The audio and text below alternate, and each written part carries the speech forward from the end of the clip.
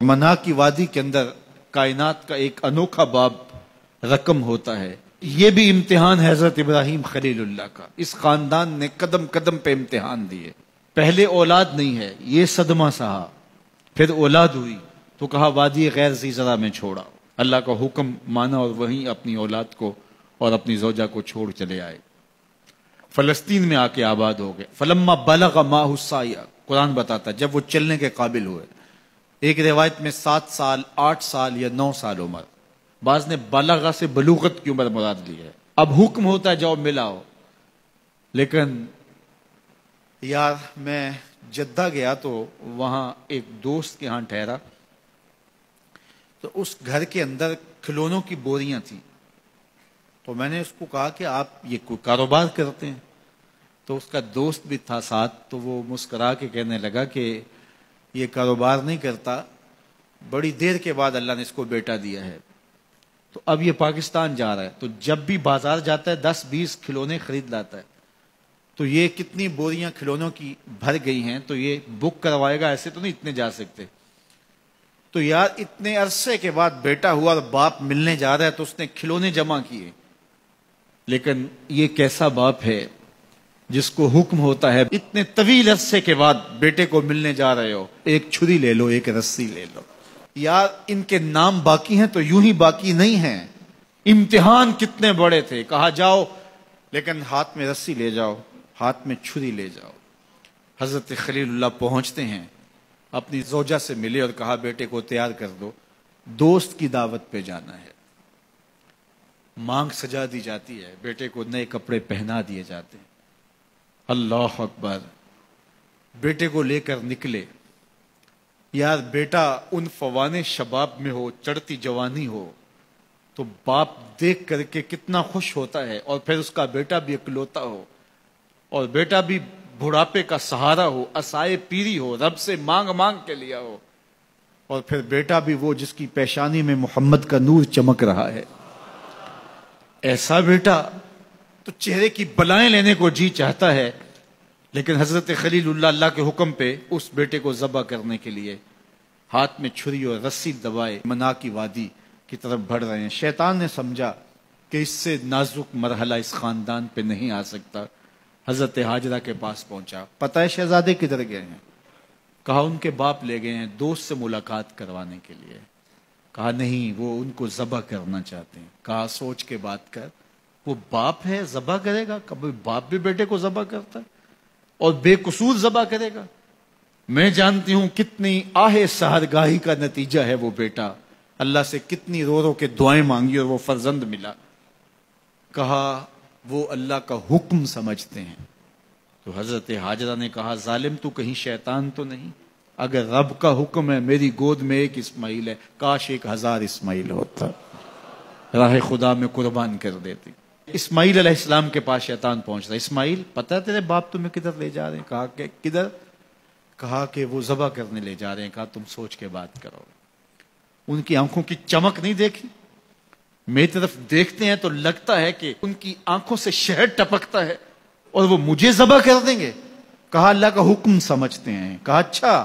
کہا ہاں. کہا اسماعیل کے وجود میں ایک جان ہے، کاش میرے ایک ایک بال میں جان ہوتی اور راہ خدا میں قربان کر دیتا. ابراہیم علیہ السلام کے پاس شیطان پہنچ کے بولتا ہے ابراہیم اللہ کو راضی کرنے کے اور تھوڑے طریقے ہیں، ضرور بیٹے کو ذبح کرنا ہے. تو وہ بھی کنکر اٹھا کے مارتے ہیں اور شیطان کو راستے سے ہٹا کے منزل کی طرف بڑھتے ہیں. قرآن نے وہ سارا منظر بیان کیا ہے. فلما بلغ ماہ السعی، باپ بیٹے کے پاس آیا اور کہا بیٹا میں نے خواب دیکھا ہے کہ میں تجھے ذبح کر رہا ہوں. فانظر ماذا تری، بتا تیری رائے کیا ہے. بیٹے پر سختہ طاری ہو جاتا، آنکھیں پھٹی کی پھٹی رہ جاتی. باپ کیا بول رہا ہے؟ لیکن یہ فیضان نظر تھا یا کہ مکتب کی کرامت تھی. سکھائے کس نے اسماعیل کو آداب فرزند. اللہ اکبر. فرزند ہو تو اسماعیل ذبیح اللہ جیسا. فانظر ماذا تری، بتا تیری رائے کیا ہے. بیٹا خاموشی اختیار کر لیتا. السکوت من الرضا، تو سکوت بھی رضا سے ہے، اس کی خاموشی بھی رضا مانی جاتی. اور جب اس طرح کی سراسیمگی کی کیفیت ہو تو خاموشی ہی رضا ہوتی ہے. بیٹا کہتا ٹھیک ہے آپ ذبح کر لیجئے. یہ بھی امتثال امر ہوتا، لیکن بیٹے نے 2 قدم بڑھ کے بات کی. بیٹے نے کہا یا ابا تفعل ما تؤمر ستجدنی انشاءاللہ من الصابرین. ابا جان ذبح کیا ہے، جو کرنا ہے کیجئے. یہ نہیں کہا یا ابا تذبح، ہاں ابا جی ذبح کر لیجئے. ذبح کا جواب ذبح سے نہیں دیا، بلکہ کہا یا ابا تفعل، اے ابا جان کیجئے، ما تؤمر، جو بھی حکم ہو.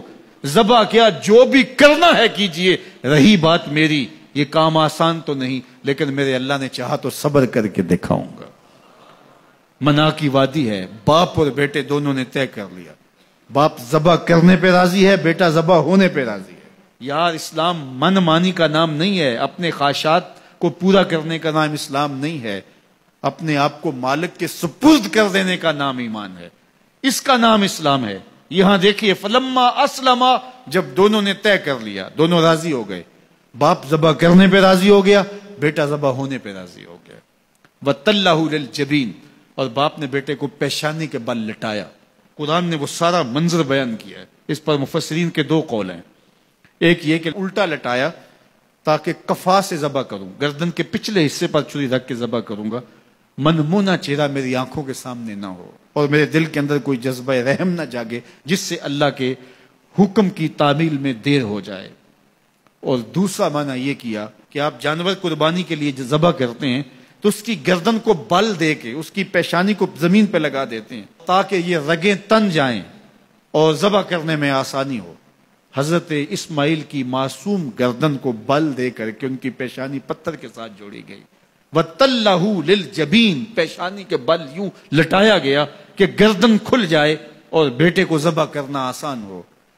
آنکھوں پہ پٹی باندھ لی کہ یہ منظر تو دیکھا نہیں جا سکے گا، اللہ کے حکم کی تعمیل بھی باہر صورت کرنی ہے. سعادت مند بیٹا بولتا ابا جان مجھے رسیوں سے جکڑ لیجئے، کہیں ایسا نہ ہو کہ میں تڑپوں اور اللہ کا حکم پورا کرنے میں آپ کو دیر ہو جائے. باپ بیٹے کو رسیوں سے جکڑ لیتا ہے، ہاتھ میں چھری پکڑی ہے، ذبح کرنے لگتے ہیں تو بیٹا بولتا ہے ابا جان رسیاں کھول دیجئے. کیوں؟ آپ کا منصوبہ، آپ کا پروگرام تبدیل ہو گیا. کہا نہیں. تو پھر کیوں رسیاں کھولوں؟ کہا کہیں ایسا نہ ہو کہ کل کا مورخ لکھے کہ باپ ذبح کرنا چاہتا تھا، بیٹا ہونا نہیں چاہتا تھا، باپ نے باندھ کے کیا. کھول دیجئے، نہیں تڑپوں گا.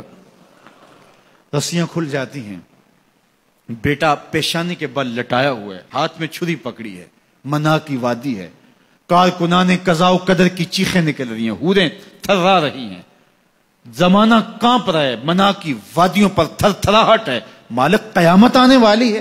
فرشتے بھی پوچھ رہے ہیں کہ مالک کیا ہونے والا ہے.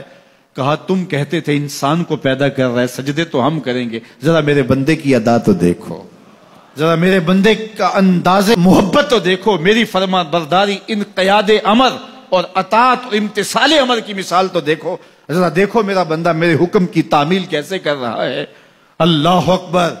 کائنات آنکھیں جھپک رہی ہے، سورج منہ چھپا رہا ہے کہ یہ منظر دیکھا نہیں جا رہا، اور منا کی وادی تھر تھر کانپ رہی ہے کہ ایک بوڑھا باپ ہاتھ میں چھری پکڑے اپنے نونہال فرزند کو ذبح کرنا چاہ رہا ہے.